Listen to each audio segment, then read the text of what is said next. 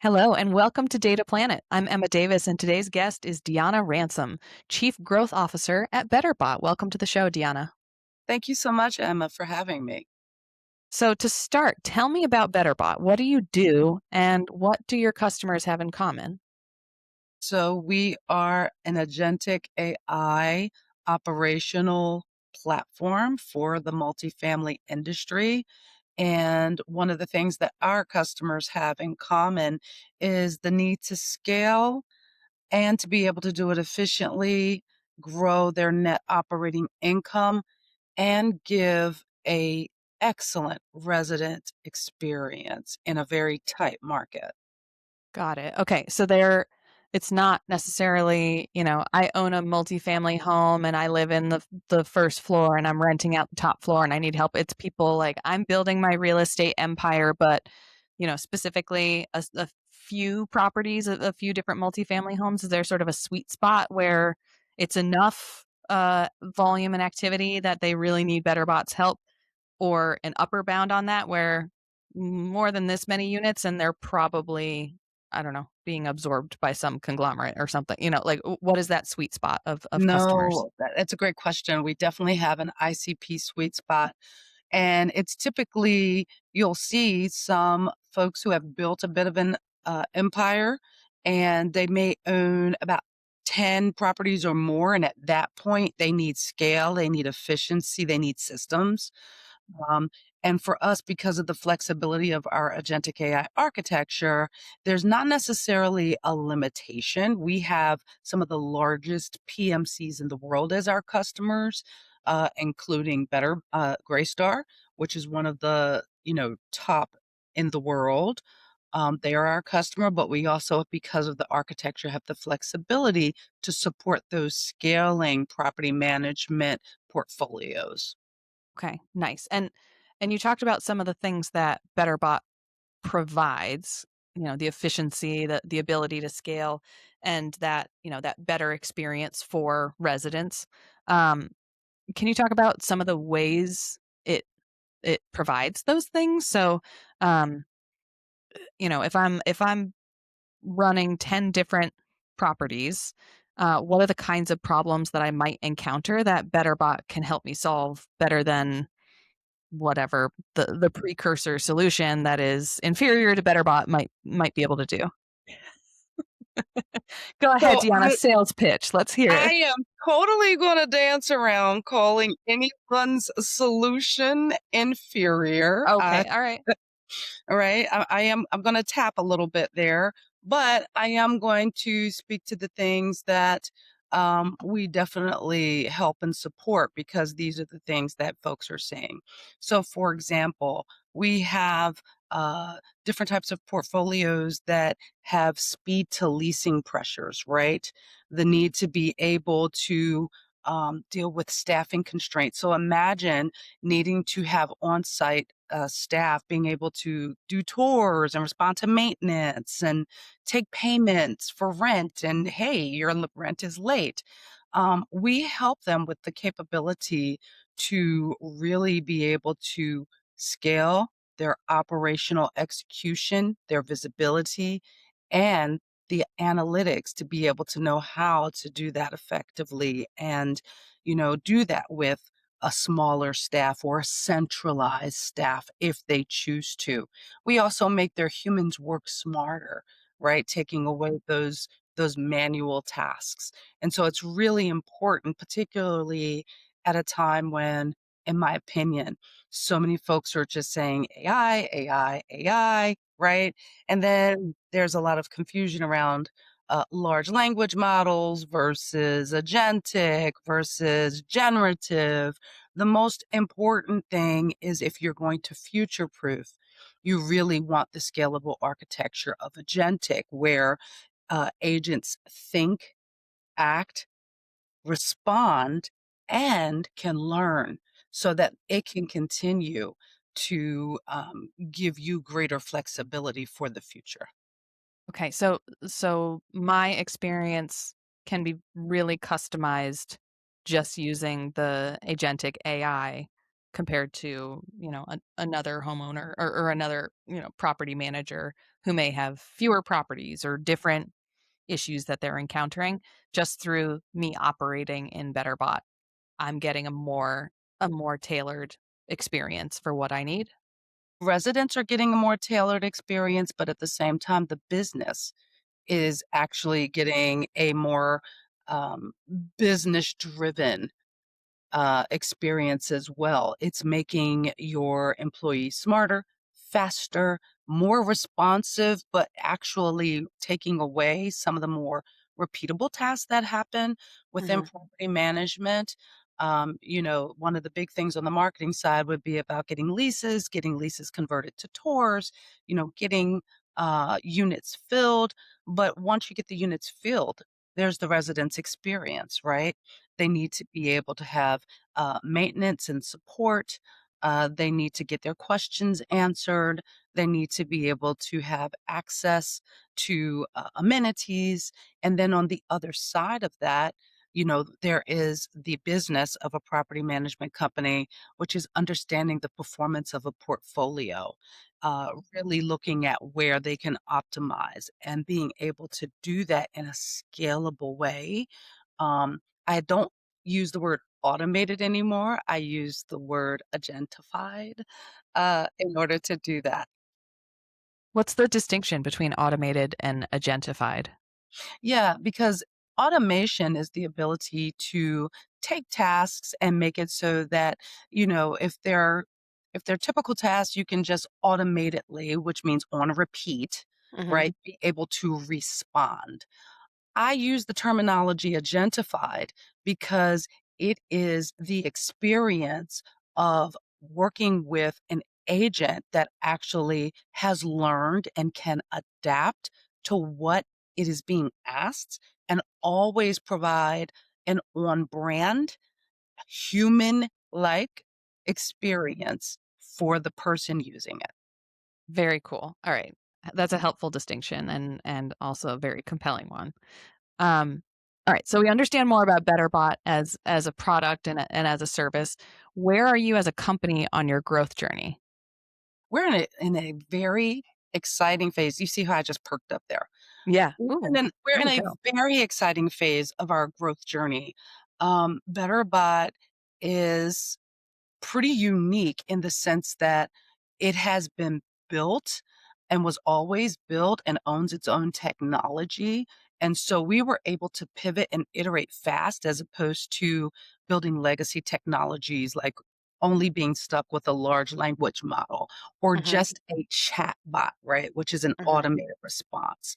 Yeah. So there's an excitement for our product journey in the sense that because we did build in an agile manner. We were able to pivot and be fully agentic, and we can almost, if I were showing you things, I would show you how we kind of can create almost what an agent workforce, right? Okay. For Okay. property management company. So there's the excitement of where we are in our product growth that is built on the needs that are just specifically for multifamily. The other thing that's exciting about our growth is the way that the organization overall focuses our growth on how we serve our customers. So we have chosen to be a very customer centric, multifamily focused. The way we work internally is to make sure that it is aligned to our customers. And we have been able to scale not just our revenue, but to scale our service. We view our humans and the way that we support our customers as one of our number one deliverables. And that is an exciting thing in our growth journey. And we have also decided to stand on a pillar to help with education so that we can help the industry make sure that they're able to accurately and quickly cut through the noise of AI but Mhm. be able to realize the outcomes from the adoption of AI. Okay. So you have a lot going for you. We How are do. you how are you amplifying that to drive growth? So how are you actually reaching the customers you wanna be talking to, and how do you know what's working for you? Well, as we imagine, we are helping property management companies to measure, monitor, and get better and respond faster, which means we have to be able to do the same thing for ourselves. And we are, right? We measure everything, every touch, every engagement. We monitor to make sure that we're refining. And to your point, how do we know that we are potentially reaching the right people? A big piece of what we have done again, in putting our customers first, we looked and studied and talked with them to understand where do you go to get your trusted information. You know, we look at their buyer's journey, and we accept that we don't own the buyer's journey. We support our customers' buyer's journey. And so we studied it and we learned it and we show up where they go and we support with that education. And so that's really important because you can be tone deaf or you can do a lot of things and be in the wrong place.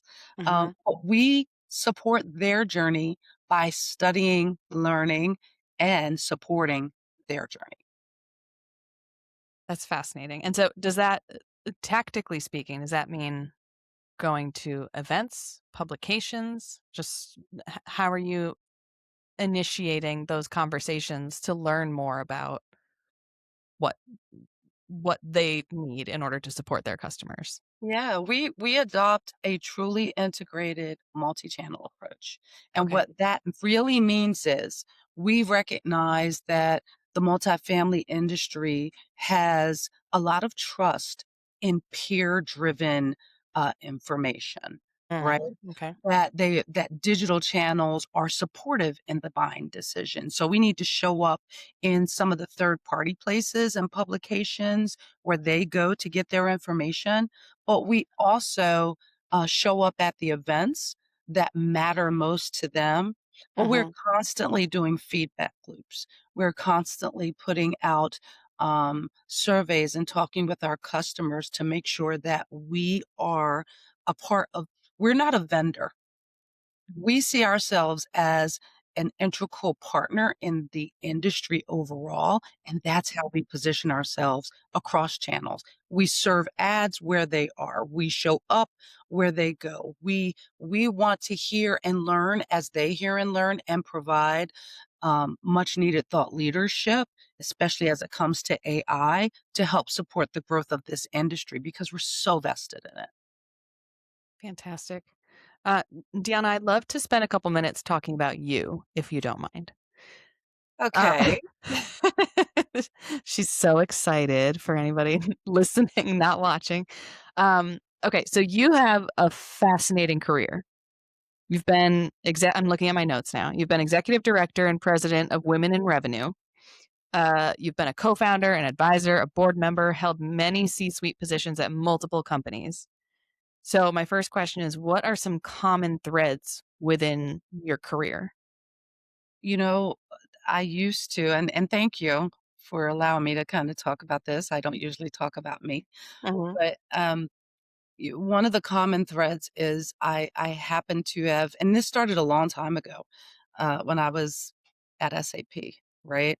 I I like this whole thing of being a little bit of the turnaround girl, What does that mean? right?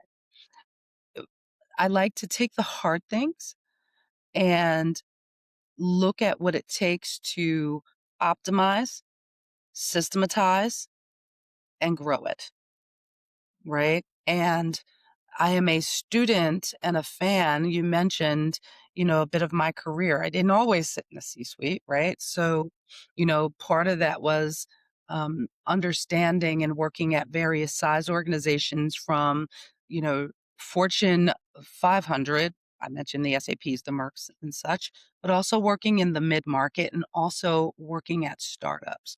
And one of the common threads that I have seen is number one, what it takes to get from one band of revenue growth is usually systems, Mhm, processes, and mhm, people, mhm, right? And what that means is really looking at scaling those things to achieve the next revenue band, whereas some folks maybe stay more myopically on the net new sales lever. Mhm. How can I reduce CAC, right? How can we, if I'm working with a company that is on the smaller side and they are trying to make the jump from 15 million to over 25 million, right? Usually it's a look at the systems, the processes, and the people. It's how you're doing it that's really going to make the impact, whereas some people think it's just a technology play. Some folks think it's to add more people play. I tend to look at it in a very balanced, systematized way and understand and balance that with what industry are we serving. You have to understand where you're going and then you scale. And a big piece of it is to go from one revenue band to another.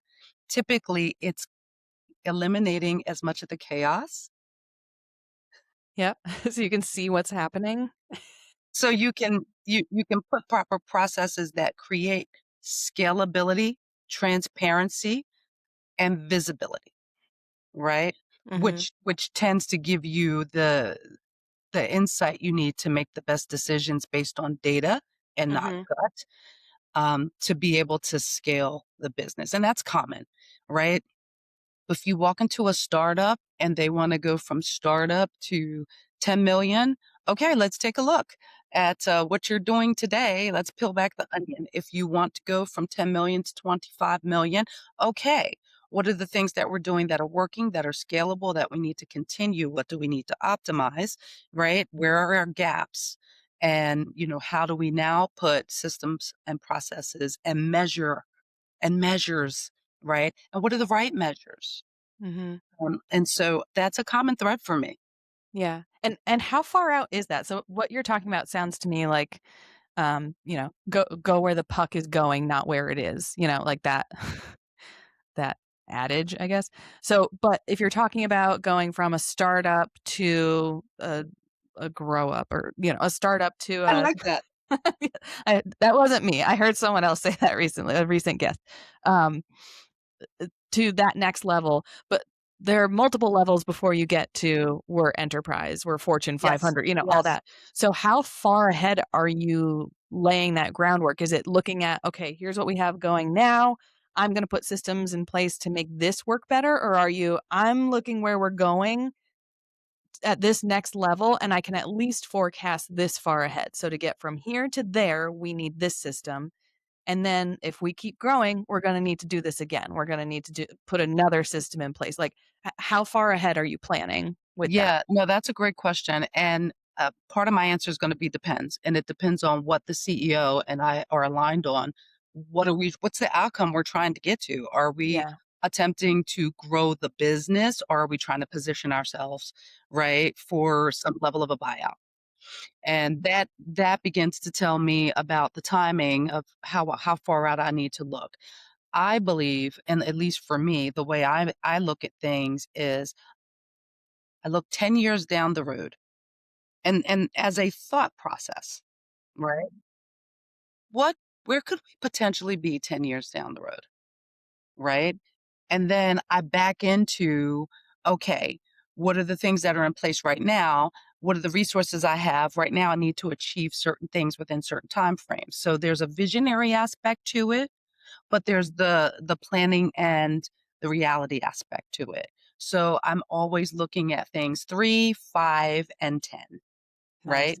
3, 5, and 10.